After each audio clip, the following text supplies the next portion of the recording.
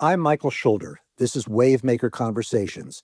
Some of you may have heard that Clive Davis, the legendary music producer and executive, really one of the most powerful forces in the American music industry for the past half century, died this week at the age of 94.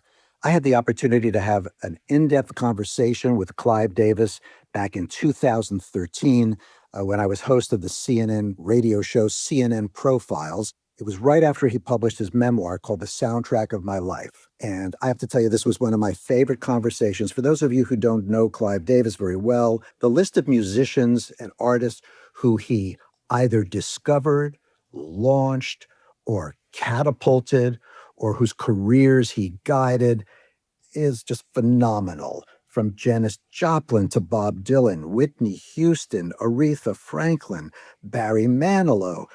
I'm going to go on. Carlos Santana, The Grateful Dead, Miles Davis, Alicia Keys, Patti Smith, Notorious B.I.G. The list is never ending, or so it seems. And he and I had just the most wonderful, wonderful conversation about his whole life, his youth, how he got into music, somebody who had no training in music, and how he became such a star maker. What was it that he heard in these people that convinced him this person has potential? He told me from the very beginning, I didn't specialize. From the very beginning, I approached music just being open to what moved me. And I love that as a lesson in life. Here is my conversation from 2013 with the legendary Clive Davis.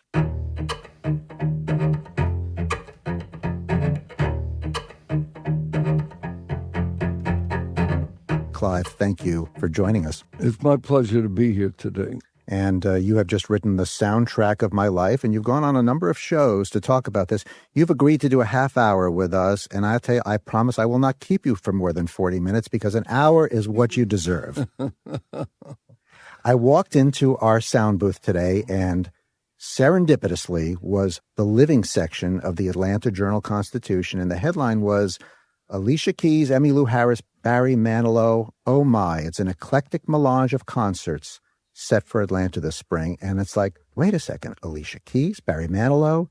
Were you also involved with Emmylou Harris or just Keys and Manilow? No, just Alicia and Barry, of those three. So 2 out of 3, that ain't bad. 2 out of 3 ain't bad, someone said, yeah. That's right. So, and when I hear you talk, and when I look at this book, I guess the key words I keep on hearing is, I signed.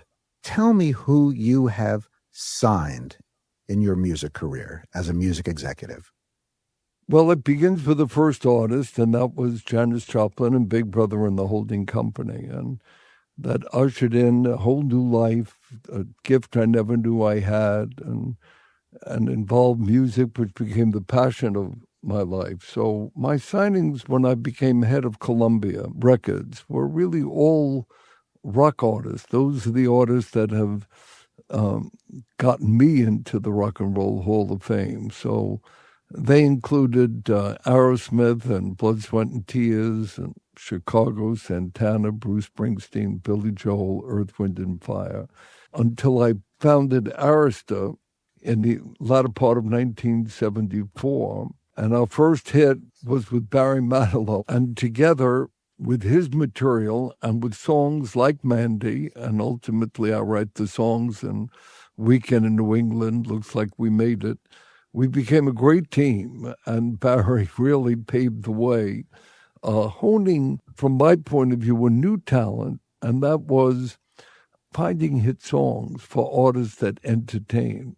But after Barry, it encouraged me to sign artists like Dionne Warwick and Aretha Franklin.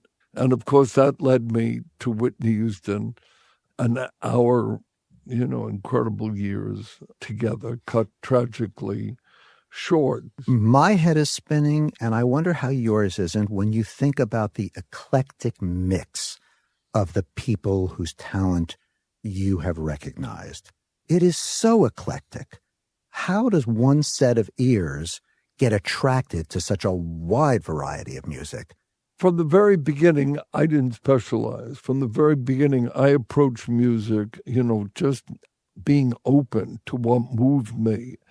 And whether it was in the material for those artists that wrote their own material, like a Patti Smith or a Bruce Springsteen or a Billy Joel, or whether it was the gift of a performer, that can lift an audience out of its feet the way that Joplin did. I never specialized. Clearly, I love all kinds of music. And so now, as you say, I was not a specialist. I want to go back to the beginning with you because I thought early in your book you spoke about your parents who really tragically died so young, and you can tell us about that. But one thing that really resonated with me that your mother said is it's not all about studying. And your parents were not college educated, correct? That's correct. And I remember you talking about, and you tell me if I'm wrong, that your mother said, it's not all about studying. Get out there, be with people, socialize. I have to imagine that emphasis on being well-rounded had a huge impact on your success. A tremendous impact, no question about it. And, I do that I have 4 kids and 6 grandkids, and I emphasize the totality of life. It's great, if you're naturally inclined to books, to academia, to pursue that, the wonders of learning. On the other hand, people smarts, not living in an ivory tower, is so very important. So I went out after school and played punch ball and stick ball and touch football and mixed, fortunately it was a melting pot neighborhood, and so there were the predominant Jewish population, either poor or lower middle class, and then there were the Irish and the Italians and people of all colors, which prepared me in life for feeling comfortable in every setting. And like so many Jews, as I am, Sundays were a very special day. And for you, it boiled down to an eighth of a pound. Tell us about that eighth of a pound. Well, what you're referring to is what we call locks. We never had the money to do anything more than to buy an eighth of a pound. So that brought into the family just enough so that you could sort of dot your cream cheese and bagel. You couldn't take slices. When I see my own family take full slices, it still jars me because it's very much a part of you, your roots, your origins. And I remember just dotting that bagel with a touch. So wait a second. So I'll tell you, I was an only child, and my parents were not of greater means than yours. I understand you went to college on a full scholarship. You got into Harvard Law, full scholarship. How much lox do you put on your bagel today? Well, I must say I don't dot it. I've taken advantage, so that I feel the luxury of taking a slice. I don't overdo it. I'm still very conscious of the substantive luxury issue. But I must say I'm into slices, and I'm happy to say I'm into slices, but never to overstuff it. And you talk about Sunday, let's not forget Chinese food, because that was a tradition for dinner. To this day, this coming Sunday night, I will have Chinese food. I have dinner with my offspring. We don't want to be loving strangers. I have dinner with my offspring every Sunday night, and 90% of the time, it is Chinese food. You talk about your offspring a lot, and I was just reading the other day, there was a piece in the New York Times about this study that had been done that talked about resilience in children. And they have found that there is a direct connection between how you relay your family narrative to your kids and how resilient they are. And here's what impressed me about your book. The type of family narrative that produces the most resilient children is the one where the parents express, we have had ups and downs. The downs have been painful, but we've bounced back from them. The kids who learn that is part of the rhythm of life turn out to be most resilient. Tell us about, before we get into your ups in the music industry, tell us about some of your downs. Well, sure, because life, you expressed it beautifully. I mean, you can't go along for 4+ decades without downs. And see, here I was at the height of my career at Columbia Records, signing the artists that I mentioned, really with a golden touch, um, and loving it beyond any imagination. And then um, something impossible to foretell. A man at Columbia had been part of a fraudulent invoice scheme and was clearly set to go to jail. And someone I had never appointed didn't report to me, but had gathered up hundreds of invoices, including some of mine, to fraudulently extract money from the company. And to get a lesser penalty, he said that he would cooperate with the U.S. Attorney's Office on the subject of payola in the record industry, or more specifically at Columbia. Well, the powers that be at Columbia ran scared. They separated themselves from me. I was let go, summarily fired, on the same issues that they knew were handled by this gentleman who did go to jail. And it took 2 years for me, painfully silent, dealing with a witch hunt, which ultimately exonerated entirely the company. There was no payola. All of those issues, there was no expense account or other defalcations really of any important nature whatsoever. And when you get the exoneration, you never get the headlines as the original charges. There was a tough period to go through. To this day, when I recall it, it's painful, but I had to survive a witch hunt. I did. It toughens you up. And my kids did see, me resiliently bounce back, found Towers to record. I had the really wonderful fortune of the exact first record, Mandy, from Barry Manilow, going straight to number one. So we didn't have any anxiety as to whether we'd have any success with the new operation. How old were you when this was going on? When that occurred, I was 41. So you're 41 years old, and you're basically staring at the possibility that your reputation, your most valuable asset, might never recover. That is true. That's very accurate and very true. And it didn't. And but always having belief, knowing the facts, that this was a witch hunt. You never know what you don't know. But it wasn't that I was blasé. The wounds, the pain, dealing with the company and describing in the book, how they protected themselves in the event that anything was found, so that this illustrious artist roster, everything about it, was kept sotto voce. But of course, when the investigation proved empty, as I said, we were back in business with my new company and them, and I was honored by the famous Martel Foundation for Cancer, AIDS, and Leukemia Research.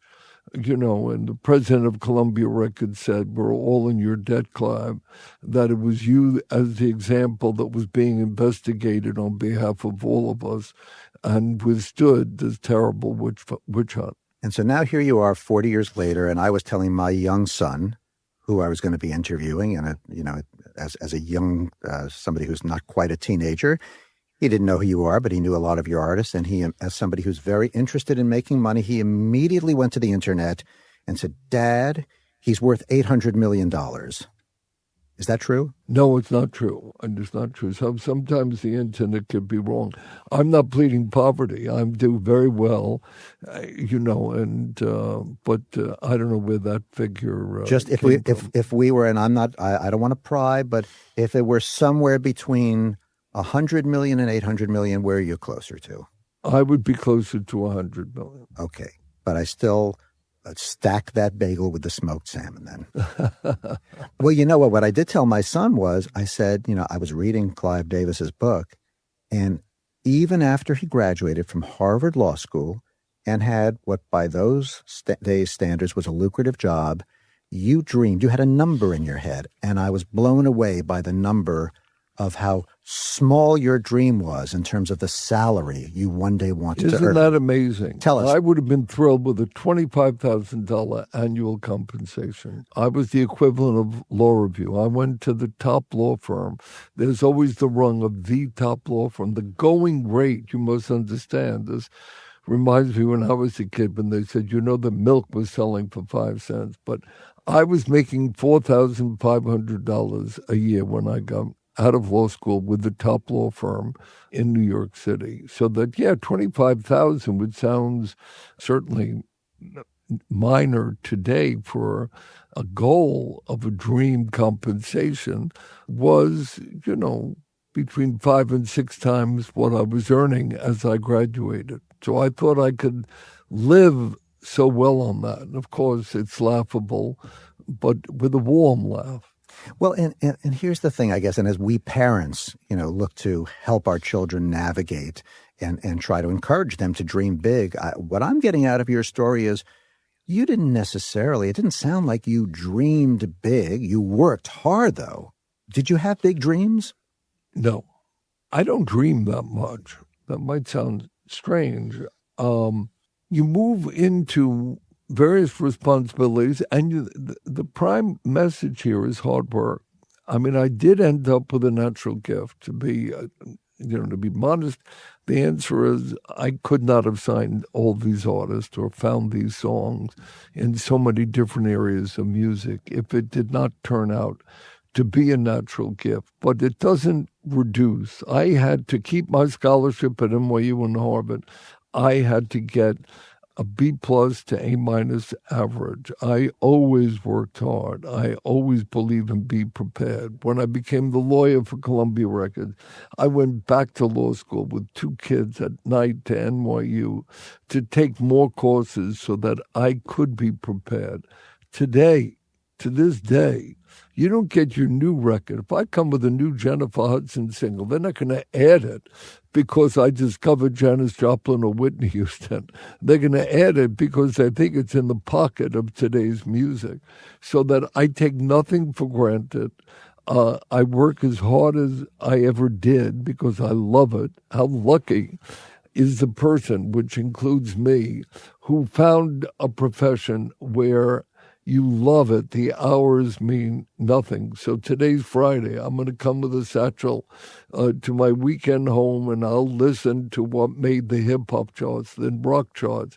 A, because I love doing it. B, because I want to know, is the trend changing? So often, whether it's with peers, where they'll play you a song that you knew would be a hit 5 or 10 years ago, but would never be a hit today. So I'm a great believer in preparation and hard work.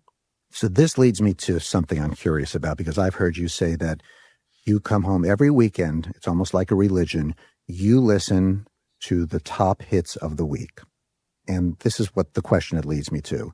If you're listening to the top hits of this past week, your job is to discover the hits of next week.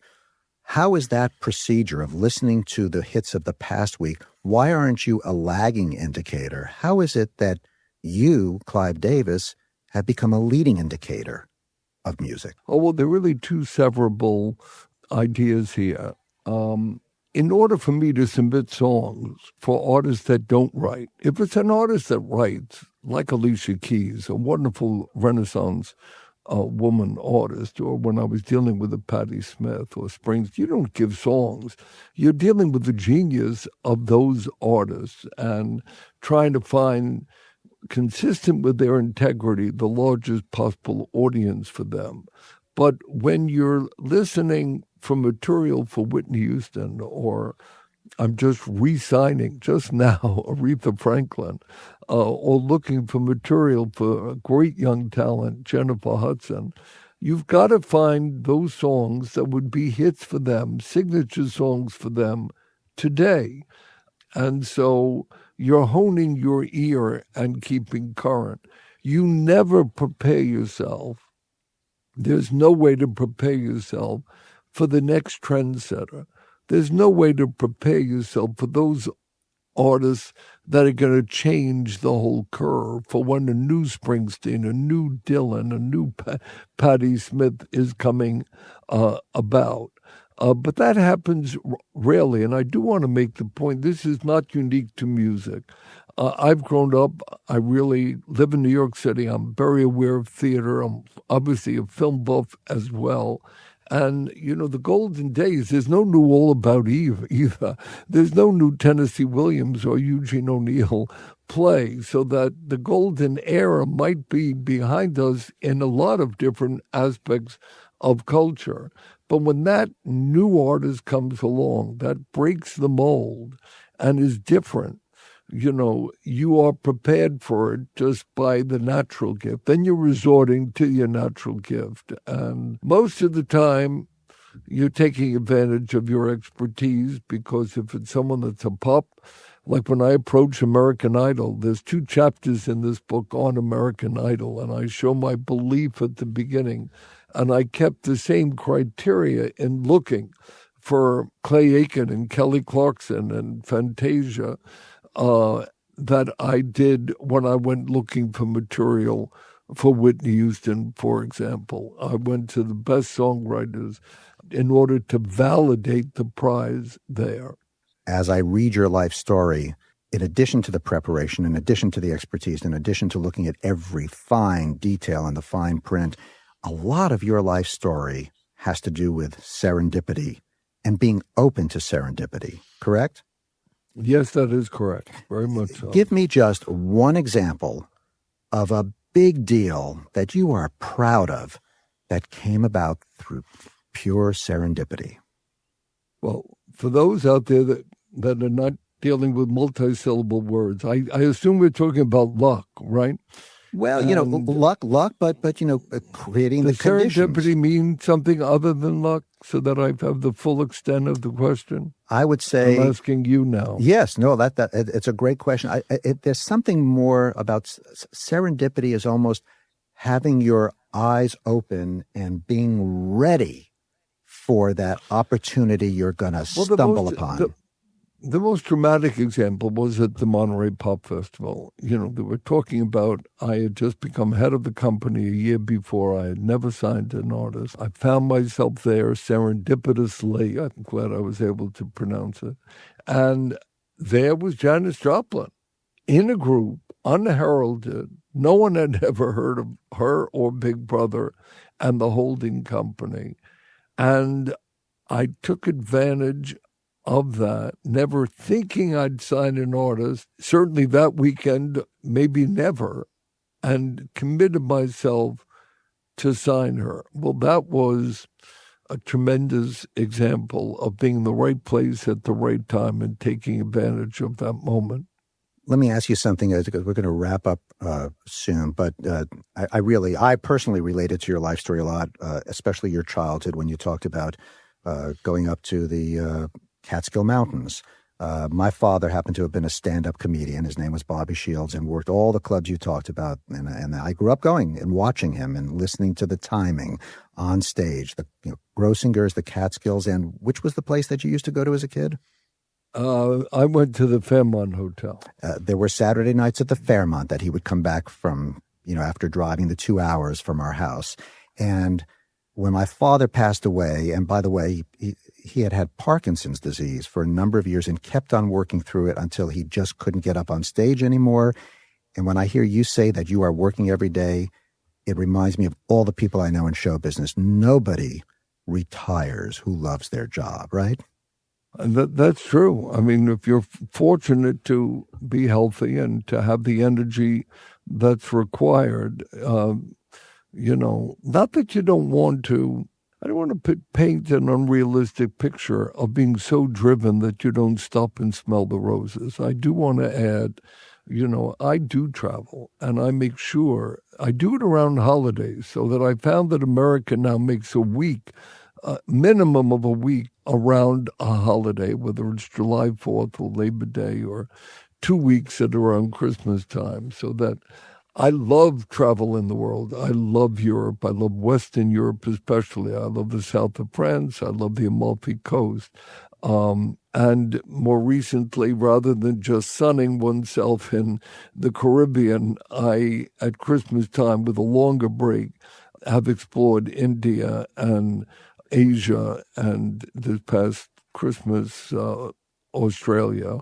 So I love what I do. So maybe you like, if you do it, I'm talking about working hard and perhaps playing hard. I certainly believe not to be that narrow that you don't have a perspective. We live on a great earth, and you want to see and be a part of and immerse yourself. So, as an added irrelevant aspect to my career, I could not speak higher than I would of the Amalfi Coast. Do you turn off your iPod? How do you listen to music these days, by the way? Do you listen to it on an iPod, or do you listen to it on vinyl, or something in between?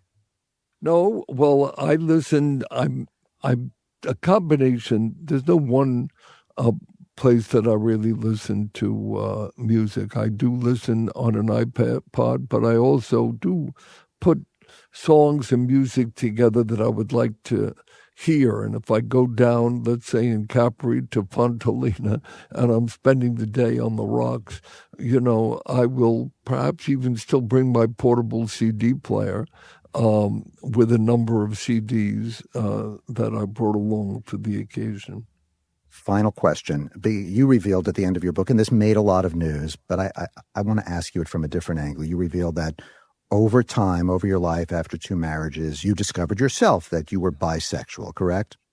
That's correct. And I remember one night my father taking me to one of Rodney Dangerfield's shows. It's the only bisexual joke I ever heard. I want to share it with you. Rodney Dangerfield gets up there. He said, I don't get no respect. I went on a date the other night with a bisexual nymphomaniac. She said I wasn't her type. I wonder. Well, that's funny. But the word bisexual means that you're still attracted to the opposite sex, but that you've broadened the perspective so that you could be attracted to an individual, whether male or female, and not just to one gender. And so that this occurred with me after my second marriage failed. I had been totally heterosexual. And you find that when you are bisexual, when you open up yourself to the person and not the gender, that almost everybody, the old cliche is true, you're either gay, you're straight, or you're lying. Well, I devote a few pages at the end of my book to set the record straight here. No, bisexuality does exist, and you're not lying if you are bisexual, so that hopefully society is moving to an acceptance that not everybody is cut from the exact same cloth. So tell me if I'm reading too much into this. When you express that open view of who you're attracted to, and then I look at, seriously, the eclectic, wide range of music that you have been open to and attracted to, is there some connection there in your personality that maybe it's the same part of you? The connection is being open in life. The connection is not to be that closed off, but that you don't know when the next influence, you don't know when the next new experience might be coming from, and not to come with some tight, drawn, preconceived idea about anything. So that has served me well, and I think that's the link that might connect both thoughts. Good luck with your unexpected experiences in your 81st year. And Clive Davis, thank you so much for joining us. My pleasure. Thank you. You made it easy and profound at the same time. Thanks so much.